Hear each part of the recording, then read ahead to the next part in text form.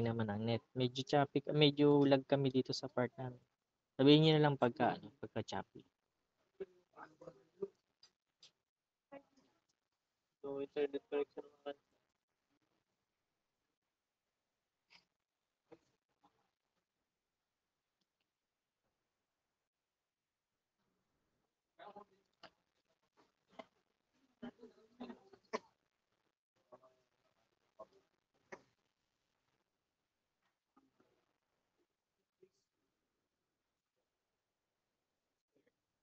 Okay, so bago tayo mag-start, pakita ko muna sa inyo yung yung konting changes sa ating sa ating syllabus. Okay? So, ayun, medyo na ito kasing syllabus nito is na-receive ko last week.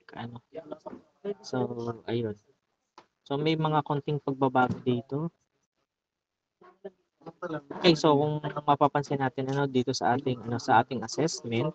So, yung una tayo nag-meet, ang midterm exam natin is 20%. And then yung quizzes natin is 10%. So, this time, nagbago siya. So, midterm exam natin is 15%. And yung quizzes natin is 15%. Okay? Ito din yung grading system na ini-implement ng ibang nagtuturo sa ibang section ng basic LX. Okay. So, ito yung distribution niya. So, yung quizzes natin na 15%. So, divided into two siya. Meron tayong short quiz at saka meron tayong long quiz. So, yung short quiz is for 5%. Samantalang yung long quizzes natin naman will be 10%. So, yun yung pinagbago. Okay? So, ibig sabihin, yung nakalagay sa syllabus na dalawang long quizzes prior the exam. So, ayun. Pero yung mga short quizzes, gagawin natin during face-to-face natin. No? So, ayun. Pero different schedule siya. So, for our, para dito sa ating prior midterm, so hindi na tayo makakapag short quiz. Yung short quiz natin will be done after midterm. So, yung mga susunod na mga lecture. And then, ano pa ba? So, ayan yung counting changes. And also, yung assessment natin yan, medyo nakaka-adapt na ako doon sa ating syllabus. So, basically, ito yung ating assessment schedule. So, ayan. So, hanggang 6, hindi ko na siya nilagyan kasi late na. Sa week 7, ayan, week 7. So, ano bang week na yon? So, today is week 5.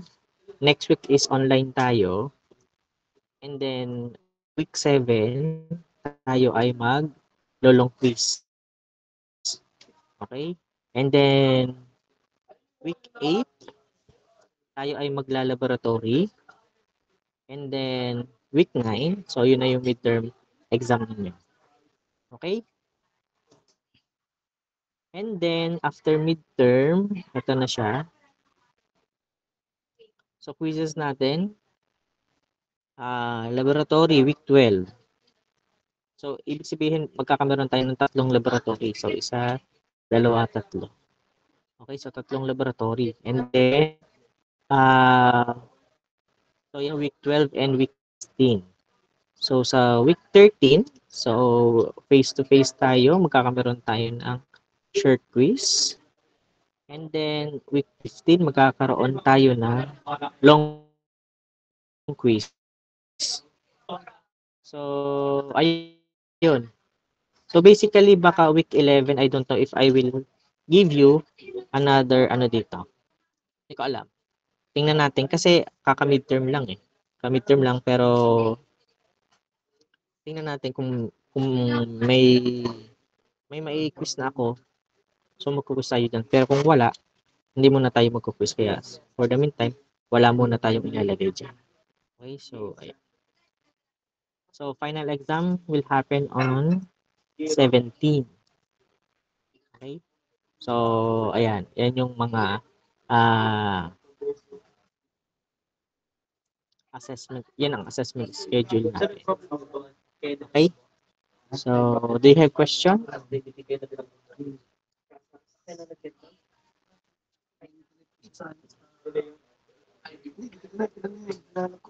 Okay, so papalitan ko na lamang yung syllabus na meron tayo doon sa ano natin, sa Google Meet. And also, nga pala, meron ding isa pa. Hindi ko pa lang siya naayos, ano, pero we will be utilizing different LMS. Ano, hindi na Google Class yung gagamitin natin. So, gagamit tayo ng different LMS. Ano. So, mas maganda yon ng, mas magandang platform siya. Okay? I will be sending you siguro ay Google Form. Kasi kailangan ko yung email ad ng lahat. Or ay possible din naman pala na ang gawin ko ay magbigay na lang ako ng link. Tingnan natin, mas maganda ata yung pagka-invite na lang. I-invite ko na lang kayo lahat sa doon sa ating doon sa LMS na gagamitin natin. So, yung tinatawag na Canvas. C-A-N-V-A-S. So, Canvas yung ating gagamitin. Mas maganda kasi yun kasi lahat na halimbawa even meron akong announcement, so pwede na doon lahat. So, makaka-receive na kayo ng notifications.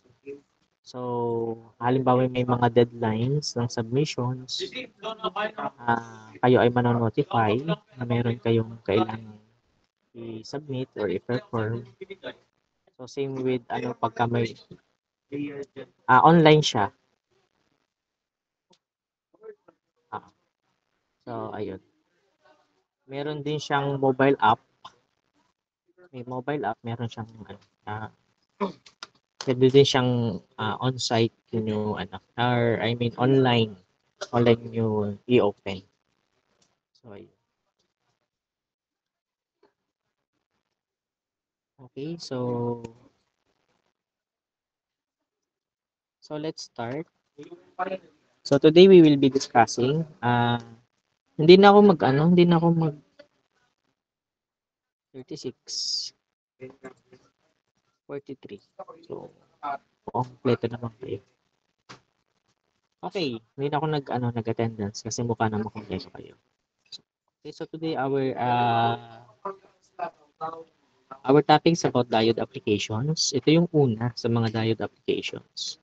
So yung objectives natin is after this lesson, you should be able to understand the concept of the load line analysis and how it is applied to diode networks. So become familiar with the use of equivalent circuits to analyze series, parallel, and series parallel diode networks. Okay,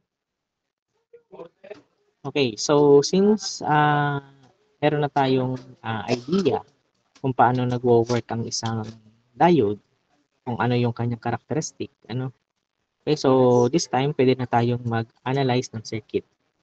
Okay?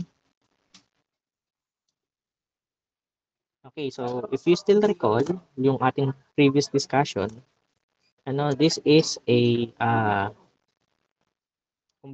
this is a circuit that represents the ideal diode model. Okay, na kung saan pagka sinabi nating ideal diode model, pagka meron tayong pag forward bias tayo, yung current natin will conduct. And ito nga yung pinaka-characteristic curve niya. Dito sa right side natin. Okay? Okay, na kung saan it takes time, for it to totally conduct, So, yan siya. So, non-linear siya. Okay? And then, so meron tayong tinatawag na load line analysis, Itong graph na to, ito yung ito yung paraan ah, kung paano ina-assess ng mga designer kung ano ba dapat yung mga component na present doon sa circuit. Okay? So basically, kung makikita natin dito, meron tayong straight line. Ito yung bago. So mula dito, so ganyan lang siya, characteristic curve lang ng diode dyan. And then, dito, nadagdagan ng straight line. Ano? Itong straight line na ito, okay? So, yan yung tinatawag na load line. Okay? So, and then, yung intersection ng load line, ano, so mapapansin natin, meron tayong VDQ, saka meron tayong IDQ. Okay, so yung IDQ at saka VDQ is importante. Okay, kasi sabi nga, ito yung way natin kung paano natin ma-assess yung ating diode kung ano ba yung magiging niyang ah, tawag dito. Yung kumbaga gagawa sila ng specification sheets, ano yung ilalagay nila doon? Saan ba siya nag-ooperate? Saan ba siya pinaka nagiging stable? So sabi nga dito, ano? So ito nga palang intersection na ito yung tinatawag na Q point, ano? Sabi dito, the finding the Q point of a diode is important to identify the voltage and the current levels at which the component operates in steady condition. Okay? So kaya napaka-importante noong ma-identify yung viewpoint natin. Okay? So paano ba natin nakukuha itong paano ba tayo? Bakit ito nakakay? Okay, so paano ba tayo nagkakameron paano ba natin nakukuha itong Q point na to? So basically, doon sa circuit natin, so we need to perform KVL. Okay? So we have by KVL. Okay? So we have dito, KVL tayo dito. So by KVL, so we have E minus VD minus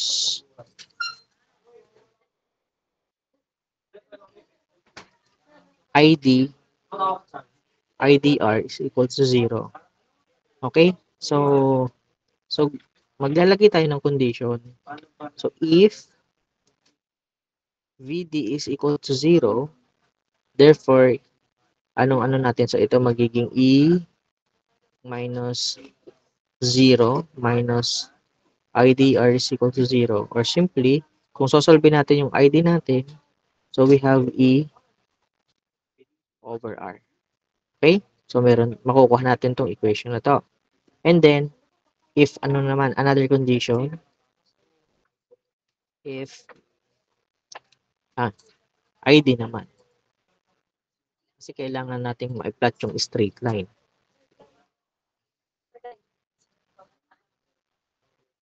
If ID is equal to 0,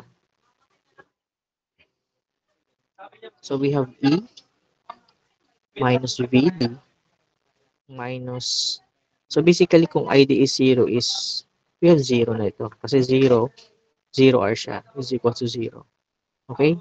So, or, you can say na E is equals to VD. Okay?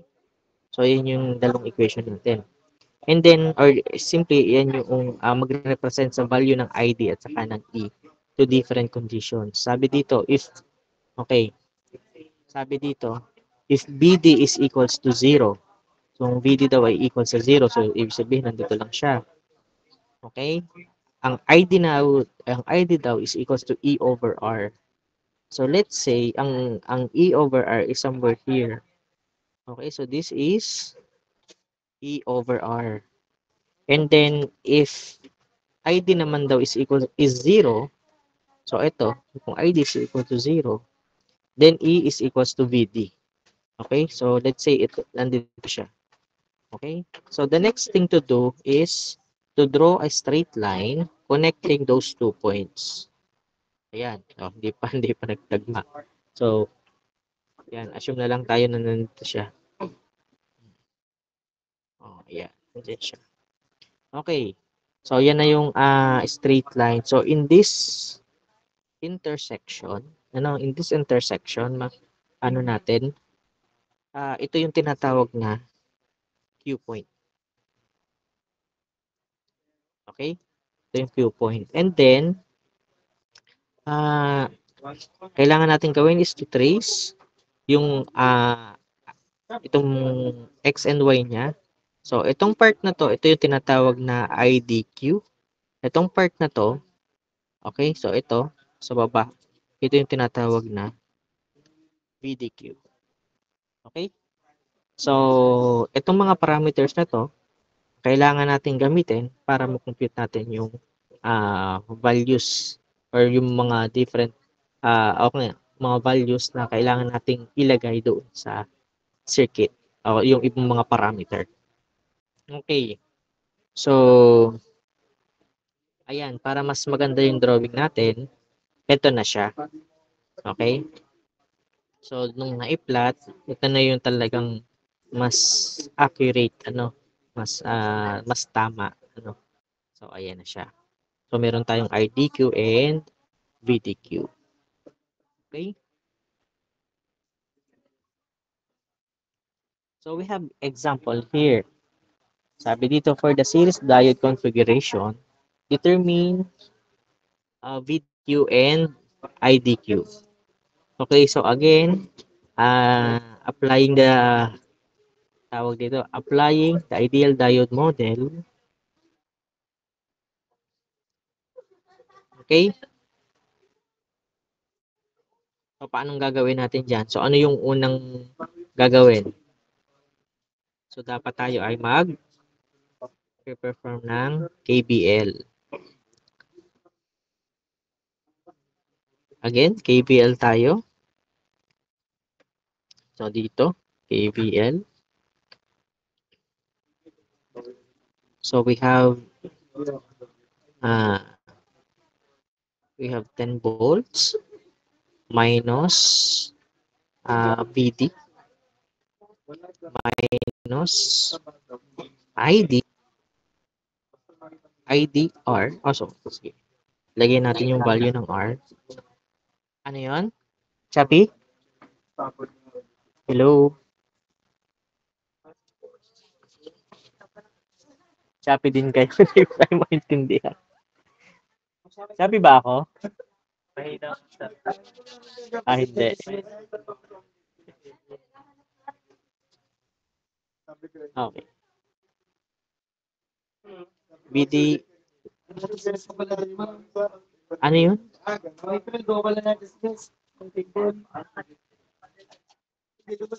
Oo. So, gawin ko na lang 500 kasi kilo siya. So, so 500 ohms ID is equal to 0. Okay? So, ano sunod natin? So, we use the conditions. So, if BD is equal to 0, so we have 10, or basically, pwedeng i-direkta na natin. Makukuha natin yung ID. So, ID is equals to, so kung magiging 0 daw to ha, so kung magiging 0 siya, so we have 10, we have 10 over 500 ohm. Ayan. So, or, ano magiging sagot natin? So, basically, magkakameron tayo ng sagot na 0.02 or dalhin natin sa kasi ang ano natin dito, mapansin natin ID is always milliampere. So, doon natin dadalhin lahat ng sagot. Or simply, 20 milliampere.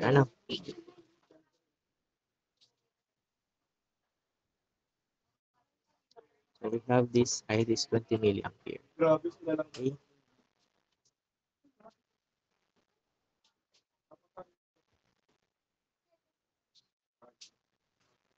Ah, ah, ah. So, basta't yung ano natin, yung, di ba dati nung ating nag-discuss tayo doon sa diode characteristic, yung forward current natin, usually in milliampere. Pero yung reverse current natin, it could be in microampere, ah, tawag dito microampere, nanoampere, it could be in picoampere. So, yun ulit. So, eto dahil siya ay nasa forward current or yung ating mismong current talaga. So, in terms of milliampere siya. Okay. So, 20 milliampere. So, another condition, if ID naman is equals to 0, okay? So, ID naman daw is equals to 0, so, erase natin ito. So, ID. So, ID is equal to 0. Therefore, itong buong ito, equal to 0 na siya. Or basically, VD is equals to 10 volts. Okay? So, kung ipa-plot natin siya, so meron na tayong dalawang value. So, we have the 20 milliamperes ka 10 volts. Okay, so 20 milliamperes, so definitely ito na yun. Part na yun. And yung 10 volts, ito medyo malayo-layo to, yung 10 volts. Kasi 0.8 pa lang to eh. Ibig sabihin, parang nandito pa lang yung 1. Bibilang tayo ng 10, medyo malayo talaga siya. So, sabihin natin, nandito siya. Kunyari nandito siya. So, layo yan. No? Okay? So, ang gagawin natin is connect that line. Yun. To it. Okay. So, yung connection ng two line, hanap natin yung intersection. So, this will be the Q point. And then, we trace. Ayan. So, kung ano yung magiging value doon ng dito sa part na to at saka dito sa X and Y natin. So, yun yung magiging ID at saka VTQ. Pero, it happens na yung point din dito is not that accurate. So, hindi natin makukuha yung mismong ID and VDQ if hindi tayo makakapag-provide accurate graph. Kaya halimbawa mag-graph, kailangan siyang perform sa graphing paper. Okay? Para consistent. So, ayan. I-graph na. So, yan yung graph niya. Yung tunay na graphing. Okay. So, basically, kung ipa-plot natin, meron tayong ito yung points natin. So, we have 20 at saka yung 10. 20 milliampere at saka yung 10. And then, upon graphing, so, ayan, nakuha natin yung Q point. And trace natin kung ano yung magiging IDQ and VDQ. And basically, yung IDQ natin is, ito yung magiging value. So, 18.5 milliampere. And VDQ is 0.78 volts. Okay? So, now, so meron na tayong IDQ. Ano yun? Choppy? Ano? Oo. Estimation siya. Pero, pag tayo ay halimbawa ay nagkaroon tayo ng mismong assessment, I make sure wala tayong estimation na mangyayari. So, gagawa ko ng value. Pinilat ninyo, ang intersection point will be an exact value. Okay, so, para wala tayong discrepancy.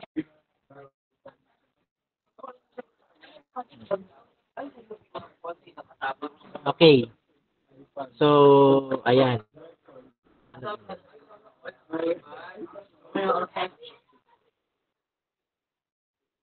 Ayan, so meron na tayong IDQ at saka VDQ. Now, we can use this parameter to solve for the resistance of the diode.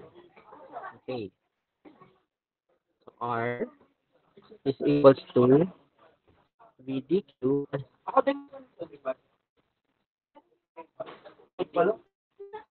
divided by IDQ. So, basically, we have 0.72 ampere. Lagi lang tayo guys 2 decimals lang para tayo magkapareho-pareho sa 2.78 million.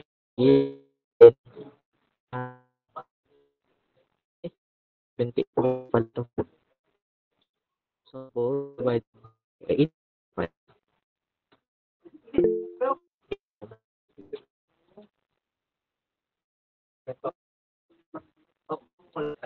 Ah,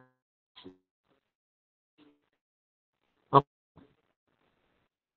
So, ayun. Ano pang sasabihin dito? Actually, yun na yung, ano, ito na yung IQ, okay, na mukha, at saka itong DQ. So, Shopee, sige, recon ako ha.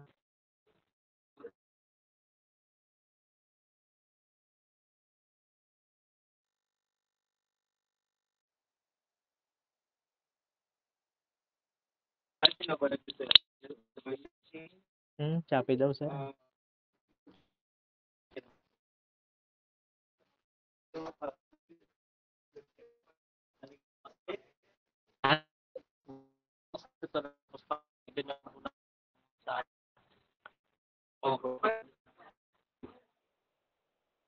Hello.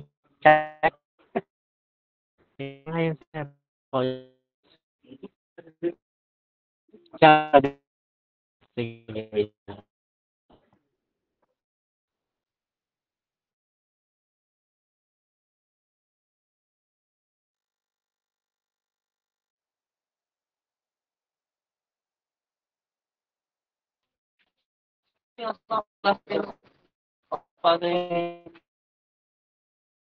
Bakit?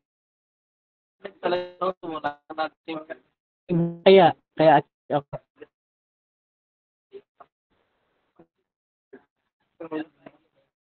Hello.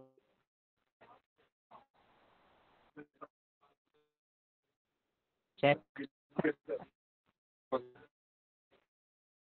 Shopee check. Pa rin. Sige lang. Walang kayo.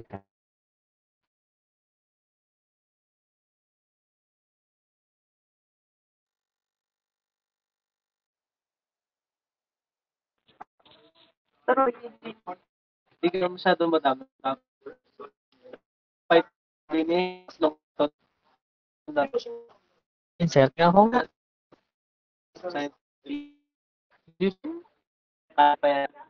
At sa lima, okay. Madali lang yan. Ay, nako.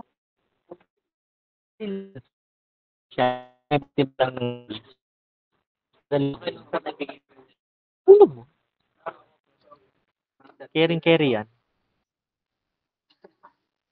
Baka magalit sa akin eh. Hindi. Bigay mo rin mga example ko. Mas maganda kasi sir. Hello, Chappy Check. Parang din.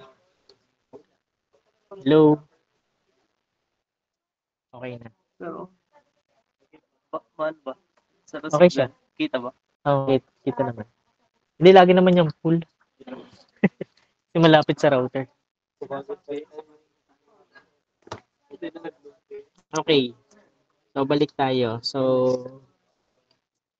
ayan, nasa na tayo. So, yun nga, meron na tayong IDQ at saka VDQ. And then, itong mga values na to is gagamitin natin para ma-solve natin yung resistance ng diode. Or let's say, lagyan natin ng letter D. So, resistance ng diode. So, basically, pagka kinompute natin to, ano magiging sagot natin dito? 0.0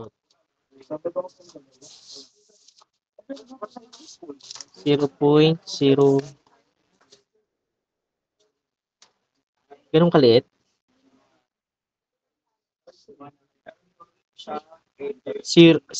0 point?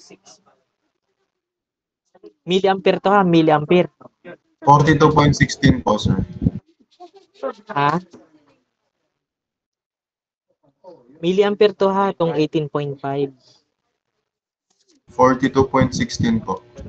Oo, 42.16. So, this is 42.16. Ayan. So, meron na tayong pinaka-RD. Wherein, so, ayan, inilagay na natin sa circuit natin yung resistance ng diode, which is 42.16. Okay? So, ano bang tinatanong pala dito? So, VDQ, IDQ. So, nakuha natin. So, VR. So, kailangan natin palang makompute ang VR. So, itong part na to. Okay? So, to solve for VR, we can perform KVL. Ano, magki-KVL tayo. Wait.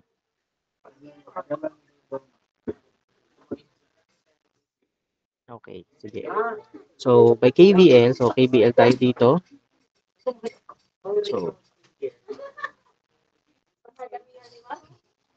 So we have 10 volts minus 42.16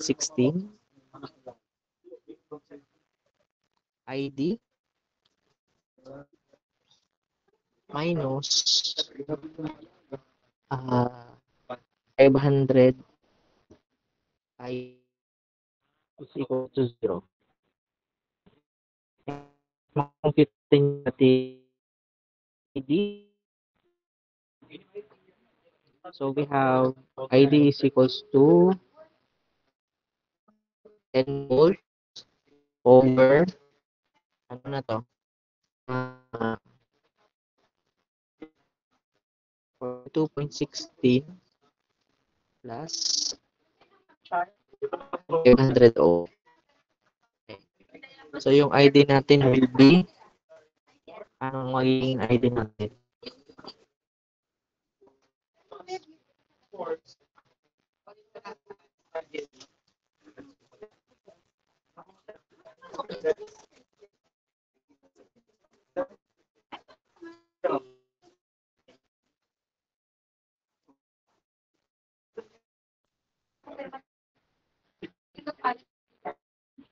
ID is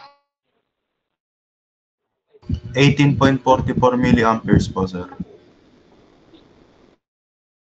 18.44. So we have 18.44 milliampere. Okay, so kung meron na tayong ID, so we can solve for our VR. Okay, so basically, ito yung ID natin. Ano? So we have ID. Meron tayong ID dito. And basically, pagka siya usually, ang bawal ginagawa. So since this naman ID is equal to IR. Okay. So, simply by Ohm's law, ano? So, to solve for VR natin, so, VR is simply IR times R. Or simply 18.44 milliampere. I-multiply natin siya sa 500 ohm. Okay? So, basically, our VR is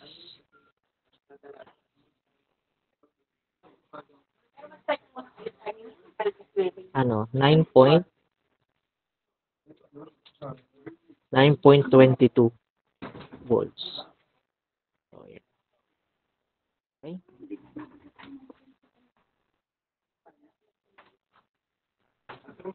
So, ayan, nakuha na natin yung ating mga different parameters na itinatanong dito sa problem. Okay? Okay. So, next. May tanong ba? Wala naman. I hope wala. Okay, so kung wala naman. Sir, sa Okay. decimal point lang. Saan? Ilang decimal po ang gagawin? Dalawa lang tayong decimals. Okay po, sir. Pero continuous po yung sa ano po, hindi po putulin sa solution. Sa final lang din po. Chapi. Hindi ko naintindihan, Utoy. Recon ka. Ikaw naman na mag-recon.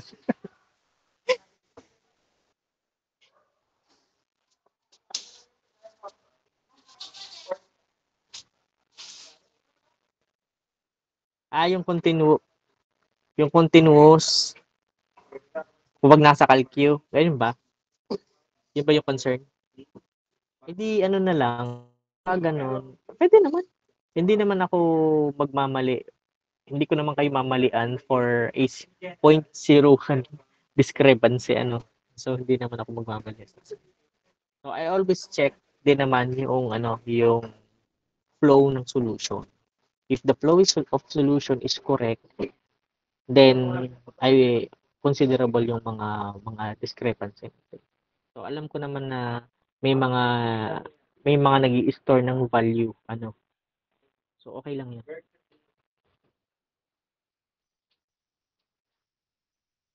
Oo nga, sa bagay nung college din ako, lagi akong gamit ko mga store A, store B, store X, store lahat ng mga variables sa calculator nagagamit ko kasi ginagamit ko yung buong value. Okay. So, in general, a diode is on state if the current established by the applied sources is such that its direction matches that of the arrow in the diode symbol. So, ayun. So, on state daw yung isang diode or simply magkakandak daw siya. Sa unang assessment, dapat yung direction ng ng arrow ng diode natin is the same with the direction ng current natin. Okay? And also, bukod doon, dapat ito pang isa. Yung VD natin, so depende pa rin sa diode natin. So, VD natin should be, pag for silicon, so VD natin should be greater than or equal to 0.7 volts. For germanium, it should be 0.3, greater than or equal to 0.3 volts. And for the gallium arsenide, it should be greater than or equal to 1.2 volts. So it is very important na itong mga values na to ay huwag nyo kakalimutan. Okay?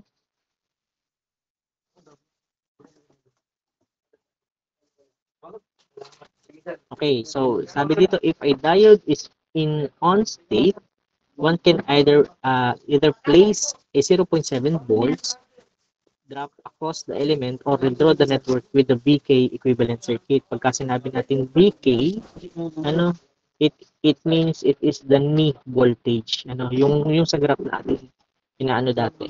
Okay, so it is the knee voltage na kung saan nagkameron na ng conduction ng current.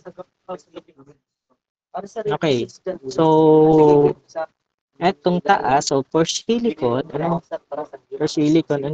so kumbaga sabi nga dito, pwede nating i-replace,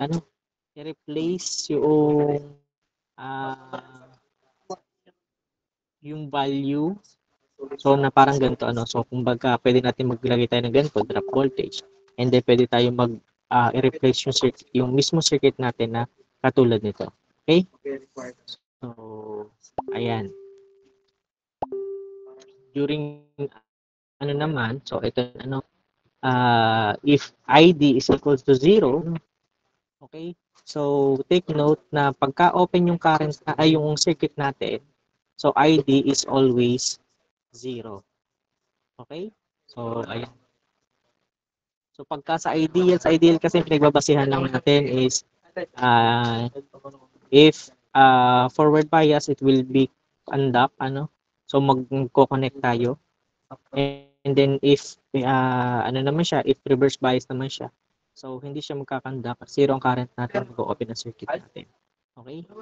So yan, kumbaga dito sa ideal kasi hindi natin tinitingnan kung ano ba ang value ng natin, ng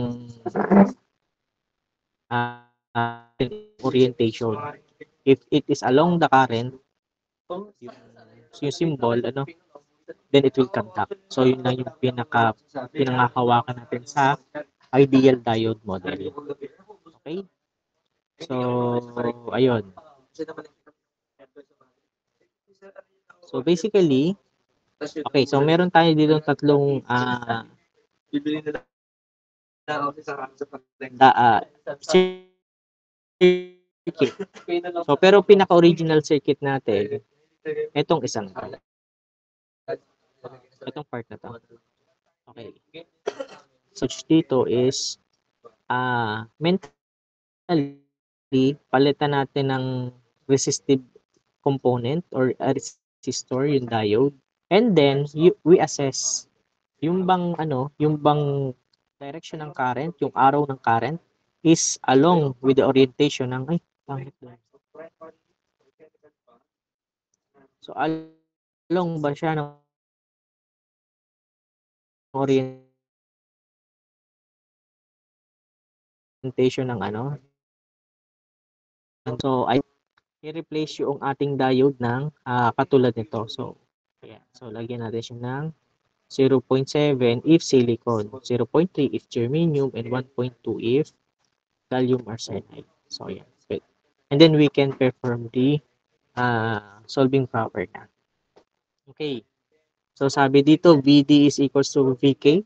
Okay. So, yung diode voltage natin is equal to the knee voltage. Again, ito yung value na kung saan magkakandak ang current natin.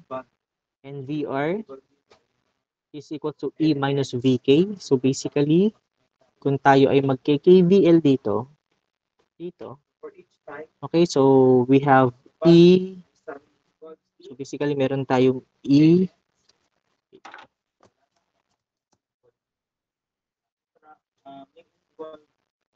Meron tayong E minus VD minus VR is equals to 0, and rearranging this equation, so magka-come up tayo sa anong to? VK pala ang ginamit dito. Hindi pala VD. Patanggalin natin itong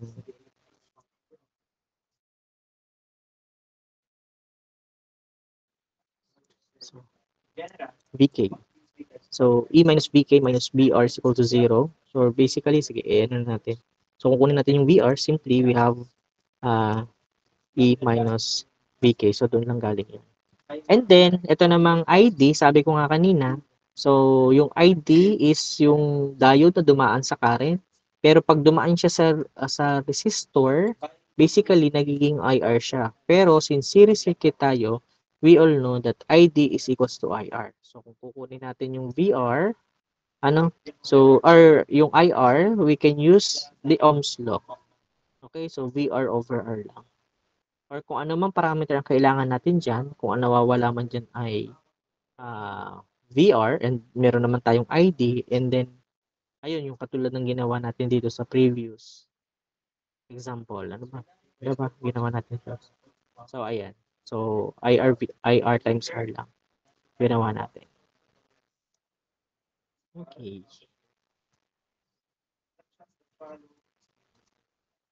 Ayan.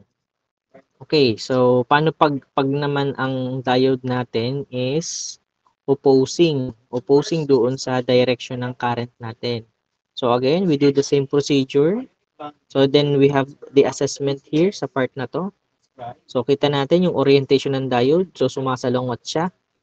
And then if ito yung case natin, then magkakameron tayo ng open circuit. So tatandaan natin pagka open circuit tayo, so laging ang ID natin is equals to 0 ampere. So walang current na magpo-flow doon sa ating circuit. Okay? So if tawag dito, ano pa ba? So kung walang current na magpo-flow, then VR natin, so yung IR natin is also equal to 0. Kung IR is equal to 0, therefore yung VR natin will be 0. So wala tayong makukuha dyan. Okay? And then, sabi dito, VD is equals to E. Okay. So, kasi kung mag-KVL tayo sa part na yan, by KVL, so dito, KVL tayo, so we have E minus VD minus VR is equal to 0. But BR, B sub R, is already 0. Therefore, E is equals to VD. Okay? So, ayan. So, tatandaan lang natin itong anong to? Basta open circuit, panghawakan na natin yan for ano ha, for series. For series configuration. Ayun. Okay. So example, ito same lang, same lang. Pero I want you to answer this. Answer this example. Okay, so this is a practical diode model na, hindi na to ideal diode model, hindi to yung siya ha. Hindi tayo mag-graph dito. Okay? So basically kasi hinihingi na yung VD, VR and ID.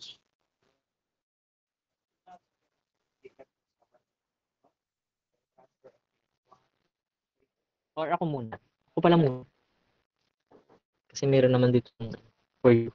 Ako muna para sa pang 3. So basically, tinatanong yung VD. Yung VD natin is VD is equal to VK, di ba? Okay. So in this case,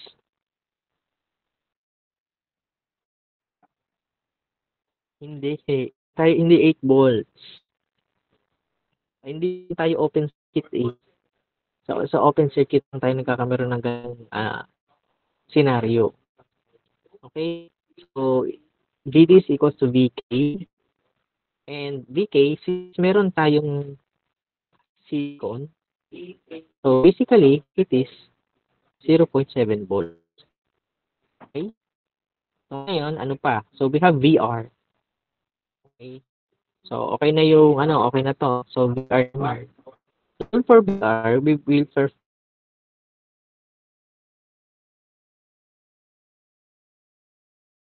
a KBL. Okay? So KBL. So by KBL, so dapat pala nilalagay dito ay to solve VO. To solve VR. So we have E minus, huwag nang E. Gawin na natin so 8 volts. So we have 8 volts minus 0.7 minus VR is equals to 0. Therefore, our VR will be 8 minus 0.7 is 7.3 volts. Okay?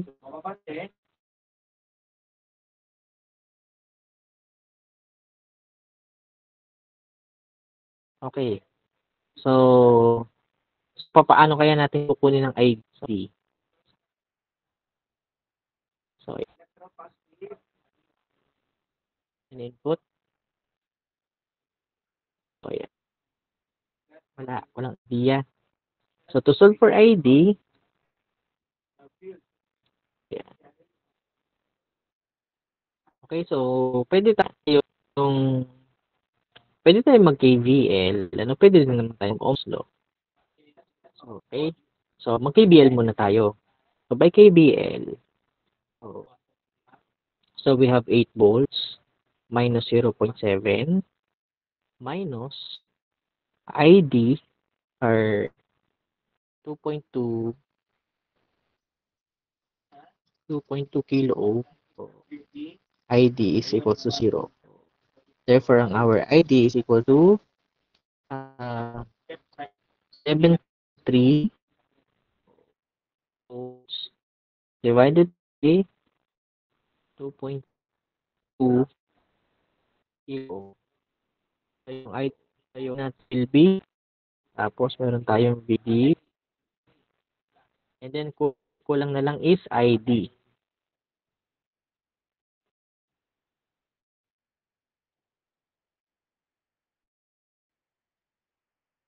Yung ID natin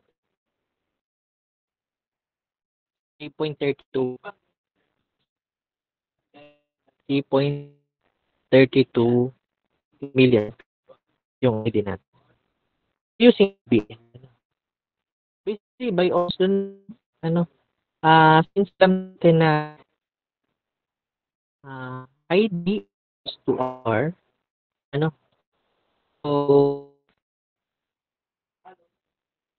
pwede na yung ID to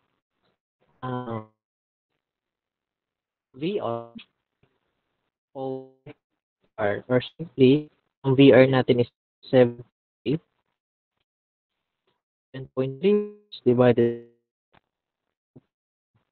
kilo and 80K yung 3.2 0.32 din yung result natin.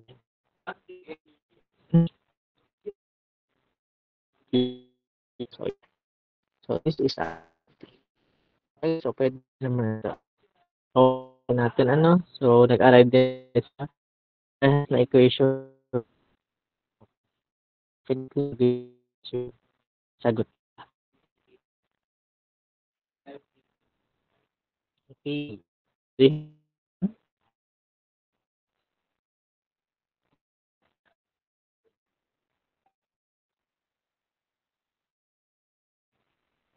So, I guess wala. Okay. So, how the example 2? So, yung magiging natin dito? Magiging analysis natin dito. So, ano yung what is BD?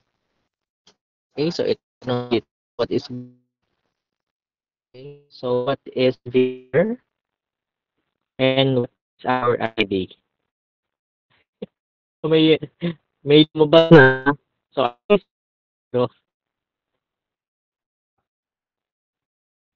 copy ulit. Copy pa. Yeah.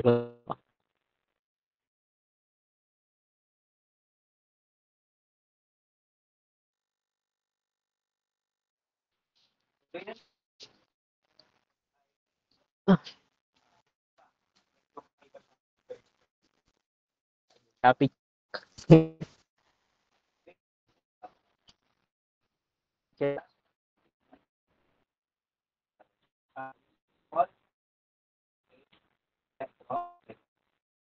Copy. Copy pa din. Record na lang.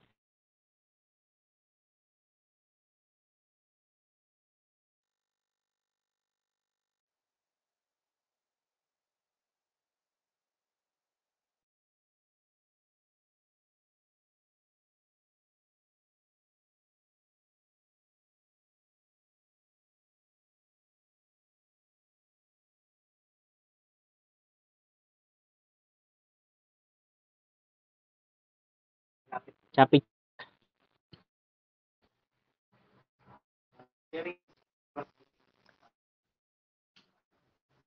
Okay. Copy pa din. Copy.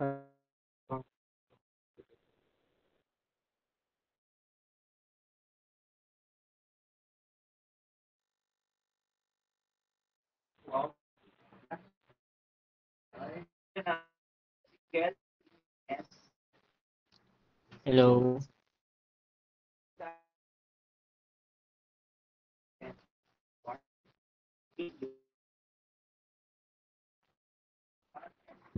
So, let's proceed.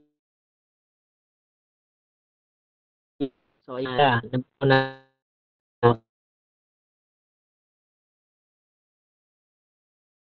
equals to equals na yung ating R.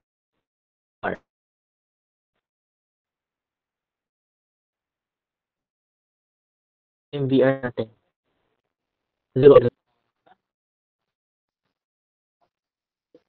Ito sa part na to. If wala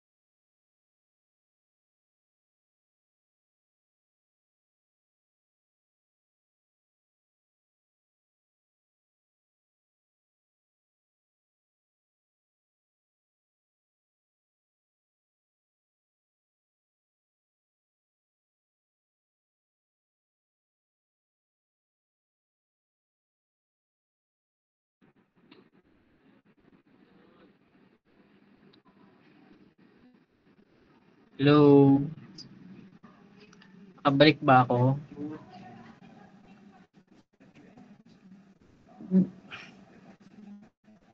Yes po, sir.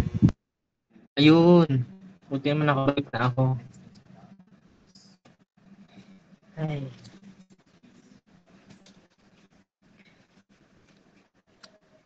Wait. Set up lang. Kal kong nawala.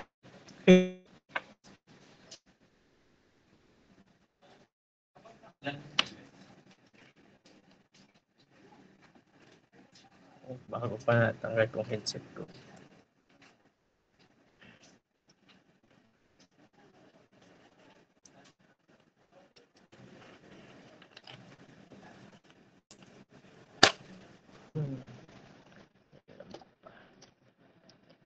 Okay, so balik tayo. Share ko yung screen ko. Okay, sama ka net.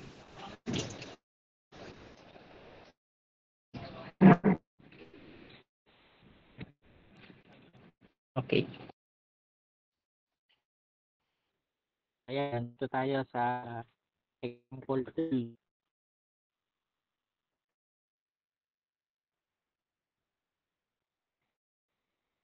So, ano na tayo, guys. Alam na yung ating ID, which is Coro. So, how VR? So, yung VR natin. Based on the principles na na-discuss natin lately. So, if ID 0, Zero din po, sir. so din kita natin kung off, walang magpo-current dito sa atin. Definitely, yung IR natin will be 0. And PR natin kung wala tayong IR, PR natin will be 0. Okay? So, PD. Ano yung ating PD? Or ito. Ang value niya.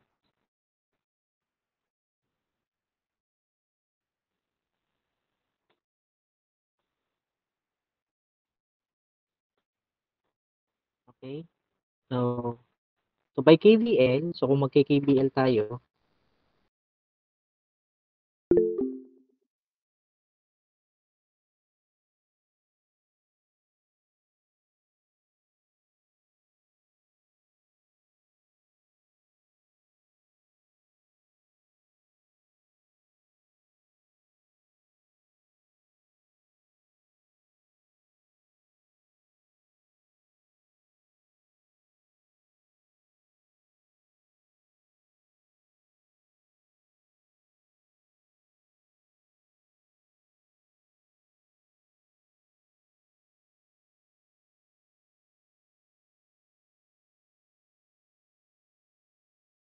Sir, wala po atang nakapresent.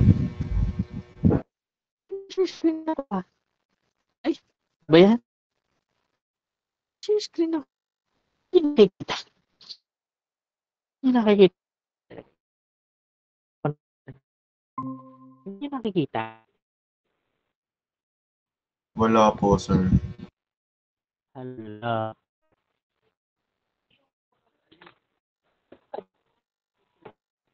Ano ba?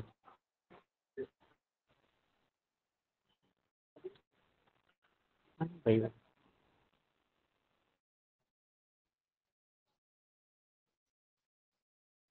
So, stop share muna.